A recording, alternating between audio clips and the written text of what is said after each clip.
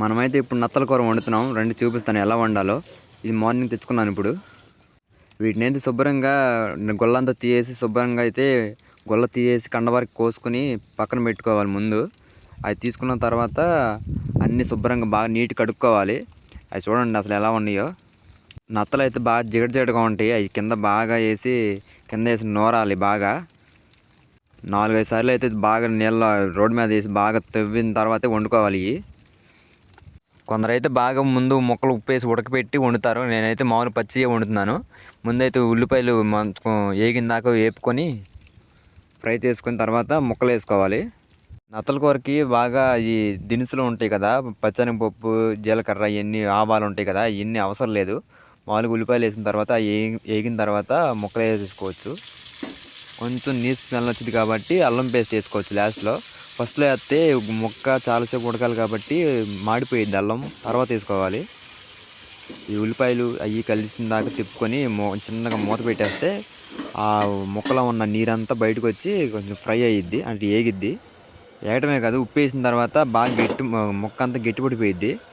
చూడండి వాటర్ ఎన్ని వచ్చినాయో దానిలో ముక్కలో నుంచి. ఇప్పుడైతే ఈ బాండీ మొత్తం ముక్కలు ఉన్నాయా, తర్వాత ఉడికిపోయిన తర్వాత దానిలో సగంగా ఉండవు, ఎందుకంటే చిన్నగా అయిపోతాయి.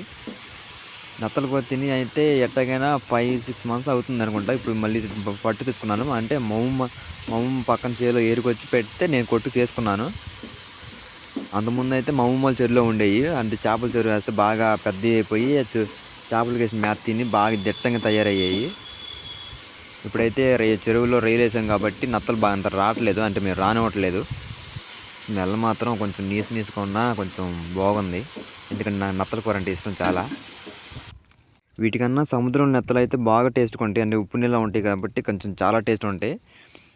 కొంచెం ఫ్రై అయిన తర్వాత ఉప్పు వేసుకున్నాం కాబట్టి ఇప్పుడు కారం వేసుకొని కొంచెం తిప్పుకొని మళ్ళీ కొంచెం వాటర్ కూడా పోసుకోవాలి ఇందులో, ఎందుకంటే కారం ముక్కకు పట్టాలంటే నీళ్ళు పోయాల్సింది ఎట్టయినా సరే. ఏమో చూస్తుంటే తినాలని కానీ కాకపోతే తింటే బాగోదు, అంటే స్మెల్ వచ్చిద్ది. మొత్తం మసాలా ఇవన్నీ వేసిన తర్వాత తింటే ఇంకా బాగుండిద్ది. ఇప్పుడైతే కొంచెం గ్లాస్ వాటర్ పోసుకున్నాం, అంటే ముక్క ములిగిన దాకా పోసుకుంటే చాలు. మామూలుగా నాన్ వెజ్ అన్నది ఇంటికాడ కాకుండా చెరువు కాడే వండుకొని ఒక అట్టాకులో కానీ పెట్టుకు తింటే అసలు ఆ టేస్టే వేరే ఉండిద్ది. ఈసారి అందరం ట్రై చేయాలి.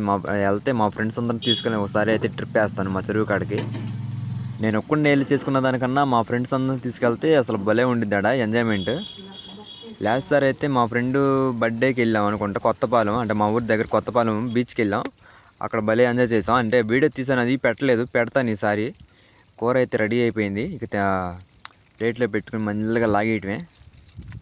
మొన్న రేవులో వలకడితే చేపలుగా పడినాయి, అంటే పీతల వీడియో పెట్టా కదా, అది పీతలతో పాటు చేపలుగా పడినాయి. అవి కూడా టైం కుదరక ఫ్రిడ్జ్లో పెట్టాను కదా, ఇంకా తీయలేదు.